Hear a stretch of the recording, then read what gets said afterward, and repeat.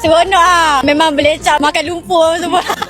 Jadi hari ini kita ada program Jalinan Warisan Kebangsaan dan UNESCO. Jiwaku. Banyak acara-acara nostalgia yang kita cuba perkenalkan di Kampung Matang Kenanga ni. Main bola bendang, bola baling, sekak ikan, main pukul bantai atas Batang Pinang dan banyak lagi acara-acara menarik yang boleh mengingatkan kita kepada nostalgia dulu-dulu. Kiranya tuan-tuan berminat untuk menganjurkan program bersama komuniti di sini, boleh berhubung dengan Pejabat Penghulu Mukim Jerlun melalui Pejabat Daerah Kubang Pasu. Program ni disertai oleh 115 pelajar Politeknik dan Polis Komuniti Malaysia lah, termasuk Sabah Sarawak. Kita nak mengenengahkanlah budaya di negeri Kedah ni. Saya daripada PKL iaitu Politeknik Kuching Sarawak. Termasuk hari ni dah 3, sungguh best. Satu yang baru yang bagi kami lah, mengikuti aktiviti seperti ini, berlari dan membaling kelapa. Saya asal daripada Kajang Selangor. Tadi kita orang buat sepak penalti. Whole experience memang seronok sebab first time kan kat sana pun tak ada benda-benda macam ni. Kampung Matang Kenanga best.